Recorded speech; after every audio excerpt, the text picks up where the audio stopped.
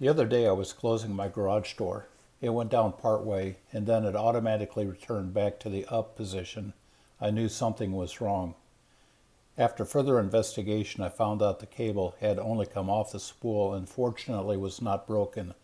If the cable had actually broken, I knew I could get a replacement, and the fix would be just as easy following these same steps.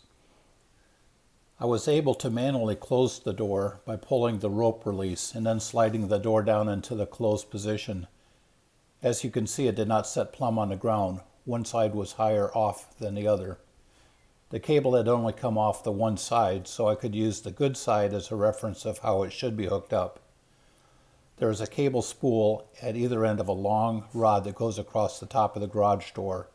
In the center is a large spring with some holes at one end. We will show you these in a minute. On the side where the cable came off, I wanted to make sure that the cable was hooked up to the bottom of the garage door, and then wanted to make sure that the Crimped tab was still attached to the cable at the other end. This is what engages the cable into the slot on the spool. It is also important to make sure that the cable is correctly routed from the bottom of the door to the top inside the brackets. This had happened before, and I knew this was an easy DIY project to fix the problem. There are only two tools that you need: a vice grip pliers and a large screwdriver. This also is a two-person DIY job and requires two sturdy ladders. The repair is essentially a three-step process.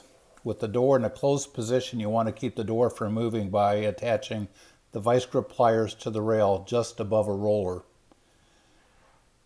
Next, you'll want to insert a large screwdriver into one of the holes at the end of the spring that I pointed out earlier. This will relieve the tension on the spring and allow you to easily attach the cable to the spool.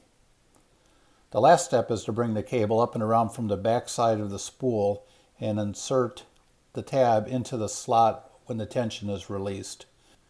Make sure the cable is in the channel on the large side of the spool.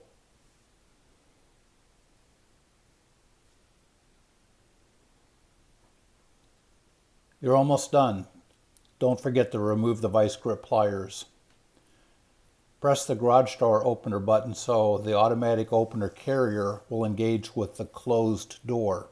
You'll hear a snap when it engages. Now you're good to go. Press the door opener again and the door should open automatically. Investigate the spool to make sure the cable has wound around the spool correctly.